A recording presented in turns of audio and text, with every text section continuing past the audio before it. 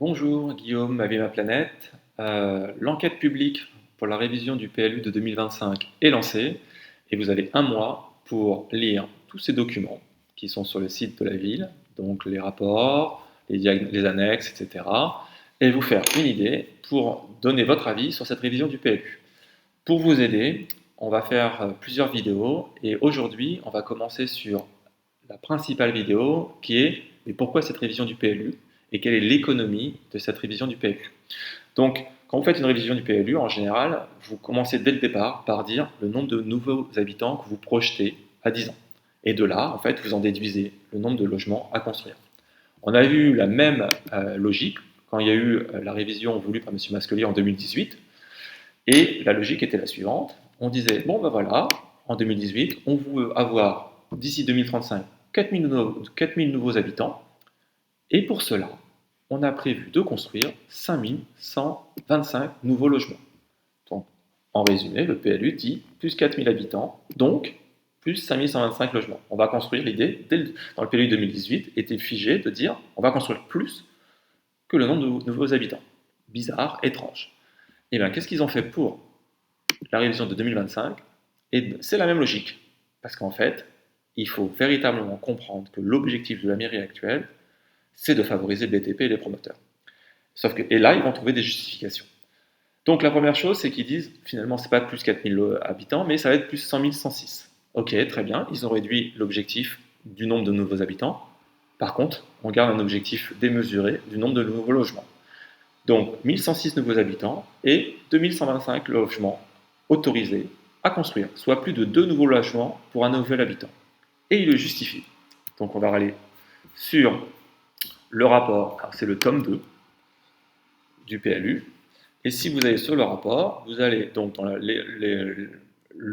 l'objectif d'encadrer la population et de limiter la croissance démographique, donc il vous donne bien, c'est plus 1100 personnes supplémentaires, 1106, vous avez le petit chiffre là, d'ici 2035, et il vous donne le pourquoi, la justification des 2520 nouveaux logements.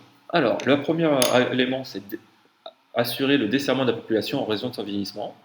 Donc là, l'idée, c'est un peu tortueux, c'est de dire, ok, comme la population vieillit, on va construire plus de logements pour qu'elle puisse aller dans d'autres logements que là où ils habitent actuellement. Et donc, les ménages vont devoir se séparer. Donc, grosso modo, imaginons que, là, dans la logique de base, c'était de dire, au départ, il y a des divorces. Comme il y a des divorces, eh bien, il faut créer deux logements. Une famille est coupée en deux, il faut créer deux logements. Mais là, ils justifient ça avec le vieillissement de la population. Ok, un peu bizarre. Deuxième argument, renouvellement urbain des logements existants suite à l'ancienneté du parc de logement. Donc la logique, c'est de dire, ok, les logements construits sont un peu vieux, on ne va pas les rénover, on va construire du neuf. Ok, deuxième justification. Troisième justification, améliorer la fluidité du parc de logement. Là, la justification, c'est de dire, ok, comme il y a une tension sur le marché immobilier, comme le coût du logement est très cher, il faut construire de nouveaux logements. Parce que comme ça, il y aura plus d'offres et donc les prix vont diminuer. Ok, pourquoi pas. Et la quatrième justification, bien sûr, ça c'est le dada de M. Masquelier, qui est pro-résidence secondaire. Il faut construire des résidences secondaires, parce que ça c'est bien.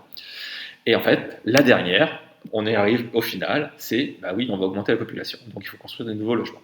Ok. Donc comment ils justifient ces différents, le nombre? Donc, sur les 2520 nouveaux logements qu'ils veulent construire, il y en a 1245, près de la moitié, c'est le desserrement des ménages. Ok, donc déjà, bing, on va se séparer, les ménages vont se séparer, le vieillissement de la population. Il faut construire près de 1245 nouveaux logements. Ok, et là ils vont vous justifier en disant oui, mais il faut déconstruire des logements avec des ascenseurs, il faut construire des logements avec parce que les personnes âgées ont besoin d'avoir ce genre de service. Ok, pas de souci. Mais ils ne parlent pas de rénovation. Pas vraiment, ils en parlent un petit peu. Et d'ailleurs, ils le justifient, une villa démolie pour un petit collectif. Ils justifient explicitement dans le PLU ce qui se passe actuellement à Valescure, à Boulouris, dans tous les quartiers où il y a des villas, c'est on rase les villas, on construit des petits logements collectifs. Ce qui est bien, c'est comment ils le justifient, ils sont clairs.